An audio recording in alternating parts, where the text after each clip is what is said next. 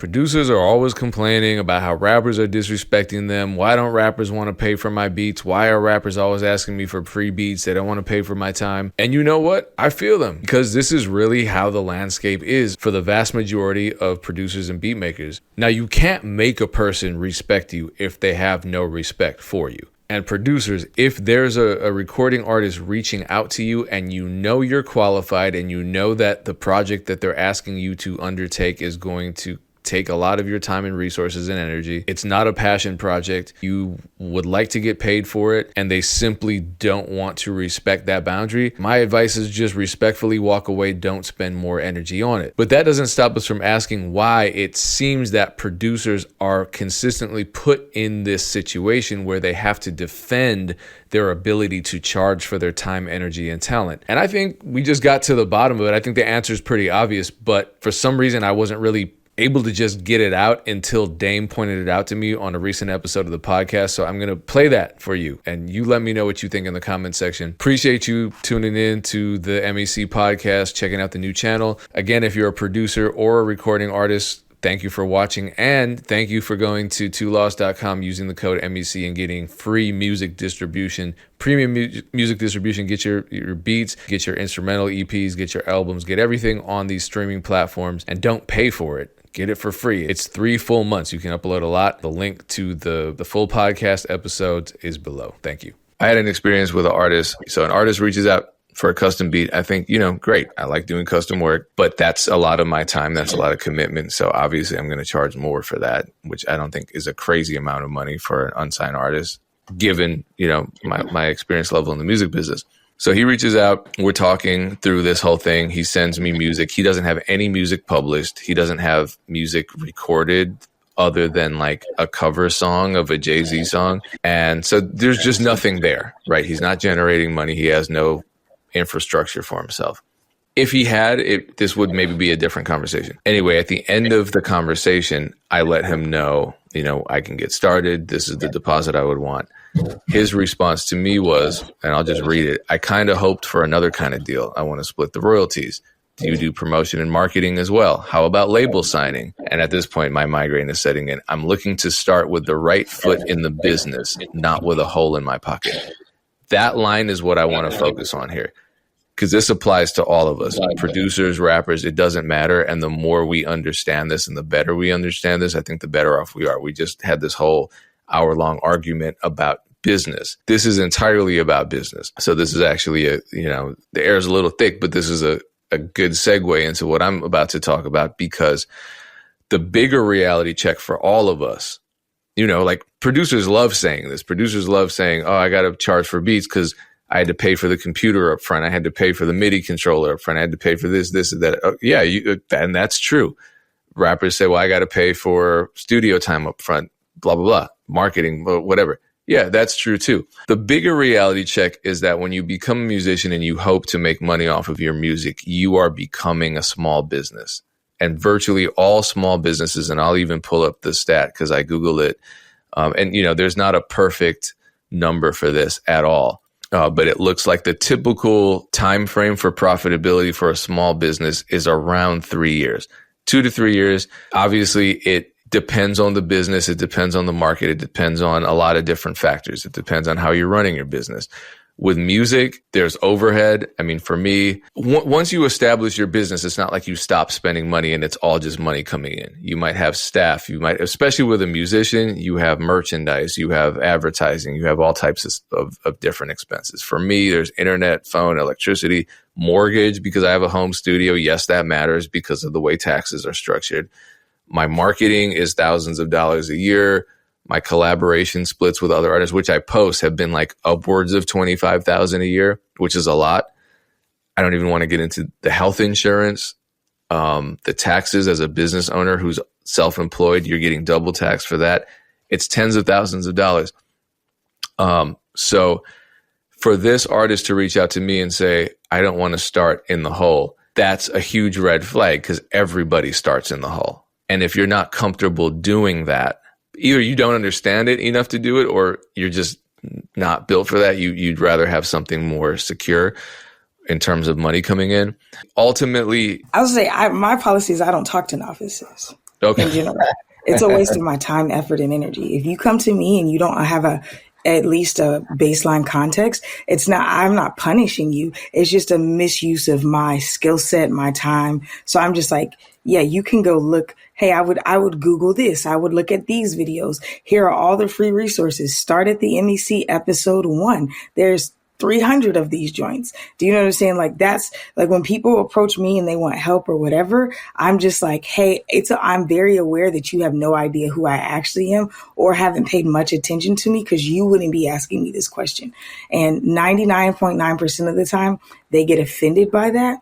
And if they do, then they're already not my people. If you truly want to learn, you would have learned, but the redirection wouldn't offend you. And then if you accept the redirection and you go back and you start diving into stuff and you come maybe a year or two later with an intellectual question, an astute assessment of your business, and you want to have a conversation, then I say, boom, here's, you can pay me in my bio to have this conversation with me, or you can spend time with other people, or you can go to a conference that would probably be cheaper than talking on the phone with me every week or every other week. But my personal policy is I just don't deal with novices. And that's not just in music. I don't do that in business. I have a lot of people who are like, I don't do it in business. I don't do it when it comes to health and wellness, spirituality. I don't speak to novices. If you just started your journey of health, me telling you to eat celery in the morning, you're going to be like, but I don't like the way it tastes. We don't have a reason to have a conversation at this point if we're talking about the way that something tastes. So I don't deal with novices. That's my policy. Well, that's kind of the wild thing. When someone approaches you and they have no concept of what you do because they've never existed in that space, that's when it becomes a problem, because, you either want to be helpful or you don't want to waste your time. And then that balance is tough. That's, for me, at least, that balance is tough. And then you have a ton of free stuff online. I would just be like, have you subscribed to my YouTube yet? Well, no, they haven't. And apparently this dude he told me how he found me, and it was like Google AI, which was really weird. This AI stuff has been recommending me.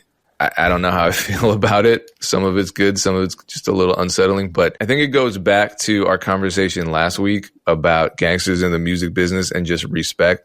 And I looked at it as there being more structure back then. Nowadays, it's anything goes, where people feel far more entitled, which doesn't make sense, because how are we becoming more entitled with the more information that comes out? But there is that, I think, growth of the ego, where for me, it's always a producer saying, I just want to get paid for this beat lease. Why do you think you're better than everyone? Why do you feel like you're entitled to our money? It's like, because he did the work. It's like the same way a rapper feels entitled to a show fee when they play a show. That's just how things work. Something's not catching people, and that's really, we're talking about the top of the funnel. We're not talking about the people that have traveled down that funnel in their music business journey, obviously, but getting to that point, it's tough to deal with that noise if you're someone like a DJ Payne One, who's in the middle of, like the top people in the business who don't even need to talk to artists that reach out because they already have fuck you money, and the people down here who have no idea what they're doing. I'm like in the middle of that. So I'm engaging on the full spectrum, and that's where I get all these weird inquiries. I'm like, why does it always come down to a creative justifying getting paid for their work when it doesn't make sense, especially around other creatives? My message for the novices is I wouldn't pay attention to like what Google or ChatGPT says is like the average time it takes, to make money, because there's so much variety or variability in like, I've seen some people make money in a year. I've seen some people never make money. I've seen some people make money in 10 years. It's really about how you approach this, right? If I was somebody that's just starting out, I would really be concentrating on getting as good as I can at my craft, my music, my content, my storytelling. To me, that's where you can skip some steps if you have a great product. So I'm kind of on Erinn's side in terms of I don't really entertain. I can't spend too much time if you haven't done some of the work at least a little bit. There's so many resources online. You can see in her bio and your bio, who you are and what you do. You're letting me know that you're not only a novice in the music industry, you're just a novice as a professional or just a person. There's probably some immaturity there, some growth that needs to happen, and just how to interact and engage with people, period. So yeah, and I hope that this podcast doesn't turn into, it's not really a conversation for novices. Hopefully, this isn't the podcast for you. I think you should listen. I think everybody should listen to it. But we can't speak to the lowest common denominator of knowledge in this business, or this would be a very terrible podcast, in my opinion. Stop hitting up Payne and asking them questions. Well, the hilarious thing about it is there's such a contrast, because I've been having an amazing year, and so many people contact me and they're like, I love your music.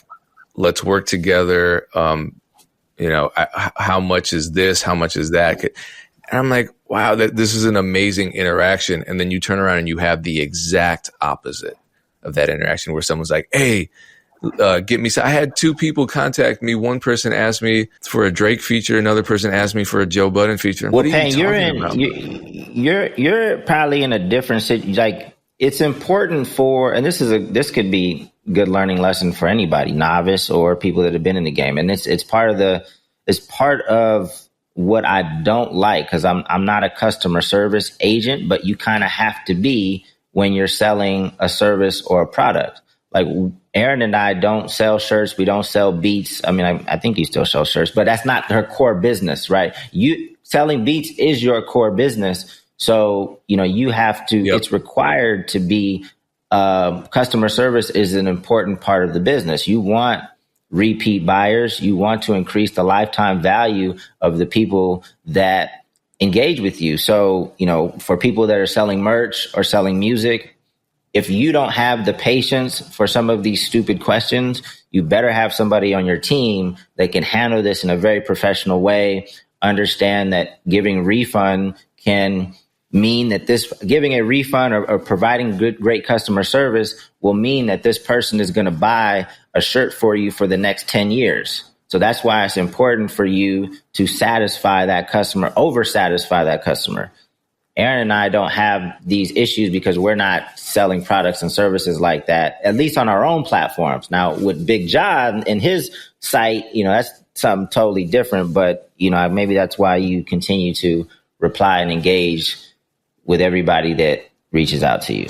Yeah, I don't know why I didn't just phrase it that way, because you're absolutely right. It is a customer service situation. And I think there's always going to be, as long as you're a creative, there's always going to be some degree of customer service. If you're a rapper, you're going to have to do some sort of PR, and that kind of feels like customer service because you're dealing with your fans. If you're a producer, you're damn sure going to be doing customer service. If you're management, you're managing a lot of egos. You're dealing, I think that might be even harder because it's more nuanced and more complex than just simple customer service, where you're trying to satisfy a customer. Now you're trying to reconcile differences in personality and this business with this single creative and this corporation with this entity. So serious reality check, damn.